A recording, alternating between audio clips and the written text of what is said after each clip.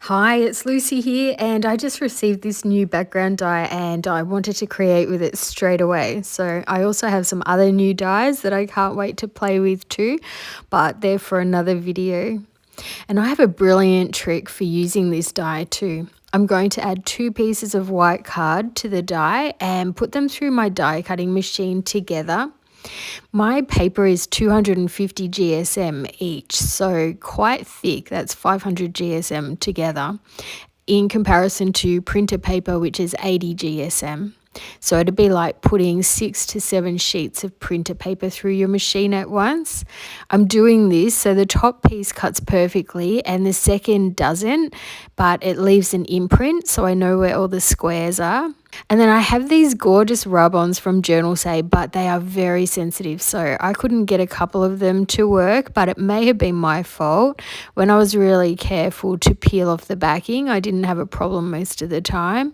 But they're beautiful, and so I'll be using them, and I love how this card turns out. I'll probably make a similar one with the leftover rub-ons too. It doesn't matter if you go over the squares, you don't need to cut them perfectly, just make sure they don't enter any other squares unless it's deliberate. I'm just randomly placing the rub-ons down, and as I said, they're very sensitive. Once you've popped it down, there's no moving it, and it's really easy to rub them onto the paper, so this is a good and a bad thing. It looks a mess while putting this together, but these cards turn out so good. I make 6 cards and they're all completely different to each other, but still using the same die. And to be honest, I went crazy with this die. I love it so much. I created another 8 cards with it and they're Christmas themed, and so I'll be sharing them on another video soon. Hopefully you like this die too.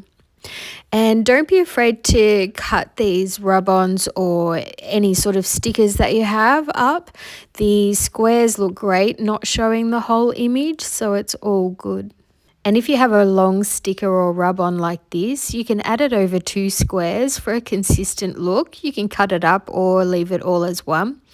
And you can also add extras if there's extra white space in those squares, and I'll add some pearls later. The great thing about rub-ons is you can overlap them easily, so instead of having just one butterfly in this square, I'll add some of the script rub-on over the top. Once I've filled all the squares, I can add the white frame with glue. I'll add something heavy for it to dry flat and start on the next card and come back to this one. This next card is going to be a fall/Thanksgiving thankful card. So I've die cut the frame in gold and I had a white piece of paper underneath just like the first time. So I have the indentations of where the squares will be again. And this time I'll use some small autumn PET stickers. I won't show the whole process again, but I will show what it looks like underneath the frame so you can see what I've used and how they've all been added and basically what a mess it looks until you put the frame on it. I'm going to fill this whole frame, as I'm even going to add 2 stickers to the long rectangle slot this time, and I'll choose 2 that go well together and overlap them a little. And when I'm adding one of them, I accidentally drop it in the wrong spot, and when I lift it back up, a small amount of the white paper comes with it. But it's okay, as I will just pop it down where I actually wanted it, and this hides any errors. Does this card design look fun? I absolutely loved creating these, and I have so many different little images I could add. I think I'll be using this background die a lot. Should I create them privately, or would you like to see more variations? I shouldn't be asking yet actually, as I have more variations coming. I've even made one for my teenage nephew using this die and my hubby's anniversary card, and I can't wait to share them with you in a minute. So the other option to adding the frame is to use thin double-sided tape as well. I find that the glue is probably a better way to do it because you have some wiggle room to make sure that you've lined up the frame perfectly with the squares, but you can use either way, whichever you're more comfortable with. I've added a scrap piece of paper to the back of this for added height on the card. Then I'll use my double-sided tape to add it to the card front. And Australian card sizes are slightly longer than American card sizes, so when I use these types of dies, unless they're Australian, I usually cut a slither of my card off so I have a nice even white border around the frame. And this is only what Aussies need to do, and it's optional. It's fine to leave it as it is. I'll add a triple layered sentiment with glue. I'll let that dry and we'll take a look at some more cards while it dries. So here's the card I made for my hubby. It's our 28th wedding anniversary and we love Europe. So this book of washi tape stickers that I have here was perfect for his card. And I love how summery and fresh it looks. And then I still need to finish the first card and I still have plenty of rub-ons left. I need to add a sentiment and I made sentiments on the computer specifically to fit into the long rectangle section of the die. Then I printed them up in colour and I used one of them on my anniversary card and I created the happy birthday sentiment to match the butterfly card. I just need to add some double-sided tape to add it straight into the slot. And have you noticed sometimes I've used the frame with the long rectangle at the top and sometimes at the bottom? Do you have a preference? I like it both ways. I just need to make sure I add the frames the correct way up so that they match the squares. And here's where I'll add some pearls to finish this card, and I think this card will be perfect for my stepmom. What do you think? Do you love these? You could definitely go to town adding embellishments on top of the frame as well, but I haven't done that yet. I think it'll look really pretty with florals on top. Would you like to see that? I had a lot of white squares left over, seeing as I didn't use the top ones, so I'll use them shortly, but first we'll create my nephew's card. I'll use a green paper, which is much thinner than the white paper I was using. So the die cut all the way through to the white paper in some places, even though I only popped it through the die cutting machine once.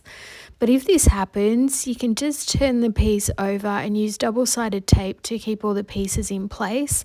Just keep the backing on the tape so it doesn't adhere to your craft desk. And my nephew Ollie loves camping with the family, so I used another set of the PET stickers. And this pack is wilderness camping style images, so it was perfect.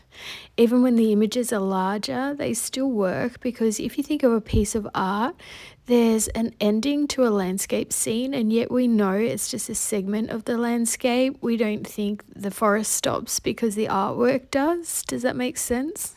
Oh, and did you know the Black Friday sales are starting already? This die is from In Love Arts and I use their dies a lot. They have their own designers and my favourites are their background dies. I could play with them all day. They're also a great price point. This die is usually 14 Australian and Canadian dollars or $9 US, £7 or €9. But I also have a special code for my viewers to receive 25% off and the code is Lucy25. But during the Black Friday sales, they may have an even better deal than that. Plus they have a lucky wheel during this time, which I'm not quite sure what that is, but sounds exciting. I'll have links to all the dies I showed at the start of the video too, as this is the perfect time to shop if you need new craft goodies or if you just want some new goodies. These alpha stickers are from Uniquely Creative and they have only 2 sales a year and one is the Black Friday sale, the other is the Mother's Day sale. So I just thought I'd better remind you of that in case you've been eyeing off some of the items that I create with too. And here's the finished card. Would you agree it's a great way to use up small stickers? I'm going to create a background using the leftover squares as well. I'll add some wide double-sided tape to a piece of white card to create this. And the stickers and rub-ons that I was using earlier are from Journal Say, who have also just started their huge Black Friday sale as well. And I do have a discount code for them also, and you can try using it along with their sale prices. It may work as well. Everything you need to know about what I've used today will be in the description box. And if you're not sure how to view the description box, please watch to the end of this video as I show an example of how to open it up. So I'm going to pop this piece through my die cutting machine with a stitched rectangle die, but if you don't have a die cutting machine, you can cut a rectangle out with your trimmer or craft knife and ruler.